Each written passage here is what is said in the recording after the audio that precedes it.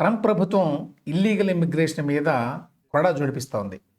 ఈ నేపథ్యంలో అమెరికాలో కేంద్ర ప్రభుత్వం కింద పనిచేసేటువంటి ఐస్ ఏజెంట్లు, అంటే ఇమ్మిగ్రేషన్ అండ్ కస్టమ్స్ ఎన్ఫోర్స్మెంట్ ఏజెంట్లు, వీళ్ళతో పాటు FBI ఏజెంట్లు లాస్ ఏంజలీస్ నగరంలో సోదాలు చేయడం మొదలుపెట్టారు పోయిన శుక్రవారం నాడు.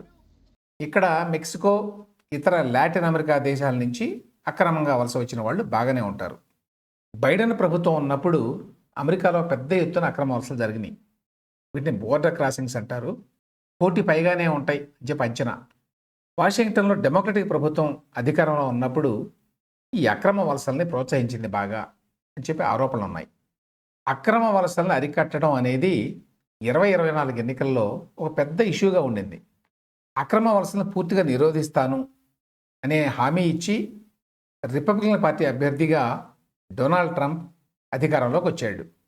ఆ ప్రకారం అధికారంలోకి వచ్చినప్పటి నుంచి వలసలకు సంబంధించి అనేక కఠిన నిర్ణయాలు తీసుకున్నాడు. ట్రంప్ వచ్చిన తర్వాత సరిహద్దుల ద్వారా అక్రమంగా వలస వచ్చే వాళ్ళ సంఖ్య గణనీయంగా తగ్గిపోయింది. అయితే ఆల్రెడీ కొన్ని లక్షల మంది అక్రమ వలసదారులు అమెరికాలో చాలా రాష్ట్రాల్లో ఉంటున్నారు. ఇప్పుడు వీళ్ళని పట్టుకొని వాళ్ళ దేశాలకు పంపేటువంటి కార్యక్రమాన్ని ట్రంప్ మొదలుపెట్టాడు. అందులో భాగంగా తాజాగా లాస్ ఏంజలీస్ సిటీలో ఈ ఐస్ ఏజెంట్లు సోదాలు మొదలుపెట్టారు. లాస్ ఏంజలీస్ నగరం కాలిఫోర్నియాలో ఉంది. సినిమా, టీవీ, ఎంటర్టైన్మెంట్ పరిశ్రమకి కేంద్రం. మనందరికీ తెలిసిన హాలీవుడ్ అక్కడే ఉంటుంది. ఈ నగరం GDP $1 ట్రిలియన్ పైనే ఉంటుంది. హైదరాబాద్ జనాభాలో యాక్చువల్గా 3వ వంతు ఉంటారు అక్కడ, కానీ ఆదాయంలో మాత్రం 12 రెట్లు ఎక్కువ. జనాభా 40 లక్షలే. అయితే అందులో దాదాపు 10 లక్షల మంది అక్రమ వలసదారులు ఉన్నారు అని చెప్పి అంచనా. ఈ నేపథ్యంలో ట్రంప్ ఆధ్వర్యంలో ఈ సోదాలు మొదలైనవి. లాటినోస్ ఎక్కడెక్కడ ఉంటారో ఆ ప్రాంతాల్లో ఫెడరల్ ఏజెంట్లు వెతకడం మొదలుపెట్టారు. లాటినోస్ అంటే ఎవరు? Mexico, Brazil, Argentina, Colombia, Peru, Venezuela ఇట్లాంటి దేశాల నుంచి వచ్చిన వాళ్ళు అన్నమాట. ఈ దేశాల్లో ఎక్కువగా స్పానిష్, అట్లాగే పోర్చుగీస్ మాట్లాడతారు. ఈ స్పానిష్, పోర్చుగీస్ ఇట్లాంటి భాషలన్నీ కూడా లాటిన్ నుంచి వచ్చిన భాషలు. ఈ భాషలో మాట్లాడతారు కాబట్టి వాళ్ళని లాటినోస్ అంటారు. ఆయా దేశాల్లో ఆర్థిక పరిస్థితులు బాగాలేక పెద్ద ఎత్తున అక్కడి నుంచి అమెరికాలోకి వలస వస్తారు. ఇట్లా వచ్చిన వాళ్ళు ఎక్కువగా మాన్యువల్ వర్క్ చేస్తారు, లేకపోతే సర్వీస్ వర్క్ చేస్తారు. హోమ్ డిపో, 7-Eleven ఇట్లాంటివి. ఇవి కాకుండా ఫ్యాక్టరీలు ఇక్కడ పనిచేస్తారని తెలుసు కాబట్టి ఈ ఐస్ ఏజెంట్లు ఆ ప్రాంతాల మీద దాడులు చేసి వాళ్ళని పట్టుకొని డిటెన్షన్ సెంటర్లకు తరలిస్తున్నారు. దీని మీద తీవ్ర ప్రతిఘటన ఎదురైంది. లాస్ ఏంజలీస్లో పెద్ద ఎత్తున మొన్న శుక్రవారం నాడు ఆందోళనలు మొదలైనవి. ఐస్ ఏజెంట్లు వెనకపోవాలి అని డిమాండ్ చేస్తూ లాటినోళ్ళు, వాళ్ళకి సపోర్టుగా ఇతరులు కూడా వీధుల్లోకి వచ్చారు. ఈ అల్లర్లలో రోడ్డు మీద కార్లను కాల్చేయడం, పోలీసుల మీద, షాపుల మీద రాళ్లు విసరడం, ప్రభుత్వ ఆస్తులను ధ్వంసం చేయడం, దుకాణాల్లో పడి దొంగతనాలు చేయడం లాంటివన్నీ జరిగినాయి. జ్యువెలరీ షాపులు, ఇంకా ఇతరత్ర షాపుల మీద, ఒక యాపిల్ స్టోర్ మీద కూడా చొరబడి లూటీ చేశారు. కాలిఫోర్నియాలో డెమోక్రటిక్ పార్టీ ప్రభుత్వం ఉంది. డెమోక్రాట్లు అక్రమ వలసల్ని పరోక్షంగా ప్రోత్సహిస్తారు. వాళ్ళ పట్ల మానవత్వంతో వ్యవహరించాలి అని చెప్పి మాట్లాడతారు. అక్రమ వలసదారుల్ని డెమోక్రటిక్ పార్టీ పెద్ద ఓటు బ్యాంకుగా మార్చుకుందని చెప్పి రిపబ్లికన్లు విమర్శిస్తారు. ఈ నేపథ్యంలో కాలిఫోర్నియాలో ఉన్న డెమోక్రటిక్ పార్టీ ప్రభుత్వం అక్రమ వలసదారుల ఏరివేతకి సహాయపడడం లేదు, వాళ్ళు అల్లర్లకి పాల్పడితే చూస్తూ ఊరుకుంటున్నారు, కళ్ళప్పగించి చూస్తున్నారు అని చెప్పి ఫెడరల్ ప్రభుత్వం ఆరోపించింది. శాంతి భద్రతలు అనేవి చాలా ముఖ్యం మాకు. అమెరికాని అక్రమ వలసదారుల చేతుల్లో పెట్టడానికి సిద్ధంగా లేము.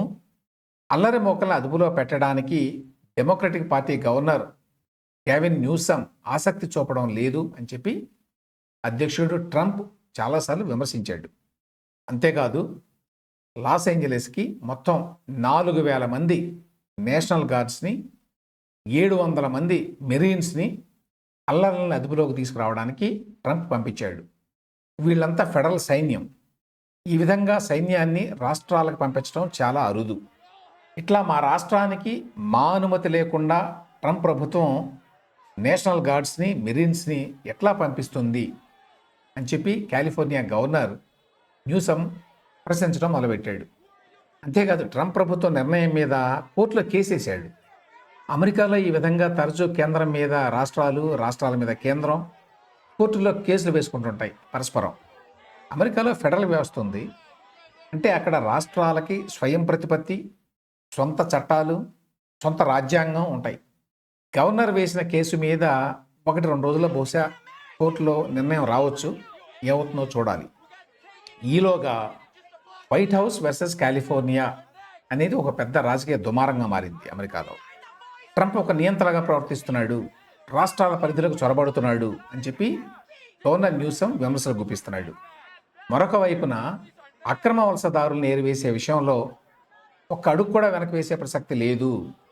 అల్లర్లు అరాచకం చేస్తే ఫెడరల్ ప్రభుత్వం చూస్తూ ఊరుకోదు అని చెప్పి ట్రంప్ హెచ్చరించాడు. 2028లో జరిగేటువంటి ప్రెసిడెన్షియల్ ఎలక్షన్స్లో ఈసారి డెమోక్రటిక్ పార్టీ అభ్యర్థిగా పోటీ చేయాలన్న ఆలోచనలో గవర్నర్ న్యూసమ్ ఉన్నట్ట.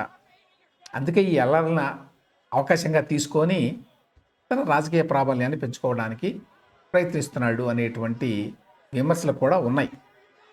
ఈ అల్లర్లని వాటిని ట్యాకిల్ చేసే విధానంలో డెమోక్రాట్లు, రిపబ్లికన్లు అవలంబిస్తున్న వైఖరిని ఎట్లా చూడాలి? నేను ఇంతకుముందు చెప్పినట్టు డెమోక్రాట్లు వలసల్ని గతంలో అడ్డు అదుపు లేకుండా ప్రోత్సహించారు. ఈ విధానం అక్కడ ఒక ఓటు బ్యాంక్ రాజకీయంగా పరిణమించింది. దీంతో అమెరికాలో చాలా వర్గాల్లో వ్యతిరేకత వచ్చింది. ఆ వర్గాలను సంతృప్తిపరిచేటువంటి ప్రయత్నంలో భాగంగా ట్రంప్ ఈ విషయంలో చాలా కఠినంగా వ్యవహరిస్తున్నాడు.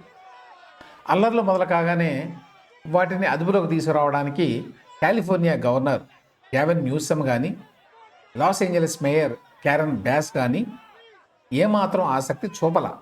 దీంతో అల్లరి మొక్కలు ఇంకా రెచ్చిపోయినాయి. ఒకవైపు వీధుల్లో మంటలు చెలరేగుతుంటే, మెక్సికన్ జెండాలు పట్టుకొని అల్లరి మొక్కలు విశృంఖలంగా ప్రవర్తిస్తుంటే శాంతియుతంగా మాత్రమే నిరసన జరుగుతున్నాయి అని చెప్పి డెమోక్రాట్లు వాళ్ళకి మద్దతు పలికేటువంటి మీడియా మాట్లాడారు. మరోవైపున దీన్ని అవకాశంగా తీసుకొని నేషనల్ గార్డ్స్ని, మెరీన్స్ని పంపడం ద్వారా డొనాల్డ్ ట్రంప్ ఎప్పట్లాగే చాలా దురుసుగా, దూకుడుగా ప్రవర్తించాడు అనే విమర్శ ఉంది. తన స్ట్రాంగ్ లీడర్ ఇమేజ్ని పెంచుకోవడం మీదనే ట్రంప్కి ఎప్పుడు దృష్టి ఉంటుంది, ఆ పని చేశాడు.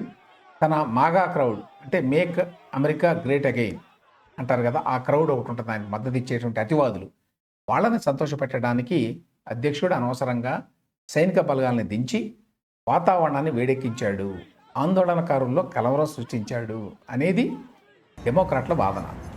ఈ రాజకీయాలు పక్కన పెడితే అక్రమ వలసదారుల ఏరివేత కార్యక్రమాన్ని ట్రంప్ ప్రభుత్వం చాలా అమానవీయంగా నిర్వహిస్తోంది అనే అభిప్రాయం బలంగా ఉంది. అధికారిక గుర్తింపు లేకపోయినా, అంటే డాక్యుమెంటేషన్ ఉండదు, అన్డాక్యుమెంటెడ్ అంటారు వీళ్ళని. ఎన్నో ఏళ్ళుగా అమెరికాలోనే ఉన్నారు, చిన్న చిన్న ఉద్యోగాలు, పనులు చేసుకుని బతికేవాళ్ళు వీళ్ళు. ఇట్లాంటి వాళ్ళని నిర్దాక్షిణ్యంగా జంతువులను బంధించినట్టుగా ట్రంప్ ఏజెంట్లు పట్టుకొని డిటెన్షన్ సెంటర్లుగా తరలిస్తున్నారు. క్రిమినల్ రికార్డులు ఉన్న వాళ్ళని ఎరవేయడం సమర్థనీయమే కానీ, కష్టపడి పని చేసుకుని బతుకుతున్నటువంటి ఈ ఆడవాళ్ళు, చిన్నపిల్లలు వీళ్ళని ఈ విధంగా లాక్కెళ్ళడాన్ని సంఖ్యలు వేసి అమెరికన్లో చాలామంది జీర్ణించుకోలేకపోతున్నారు. అమెరికా ఆర్థిక వ్యవస్థకి ఈ అక్రమ వలసదారుల కాంట్రిబ్యూషన్ కూడా చాలా ఉందని చెప్పి చాలా స్టడీస్ కూడా చెప్తున్నాయి. నిజానికి చివరిగా ఏంటంటే, డెమోక్రటిక్ పార్టీ ఏమో తన రాజకీయ ప్రయోజనాల కోసం అక్రమ వలసదారుల్ని ప్రోత్సహిస్తే, ట్రంప్ వాళ్ళని తరిమేసి తన అధికారాన్ని బలోపేతం చేసుకోవాలనుకుంటున్నాడు. ఫలితంగా అమెరికాలో ఇప్పుడు ఒక హ్యూమన్ ట్రాజడీ, ఒక మానవ విషాదాన్ని చూస్తున్నాం.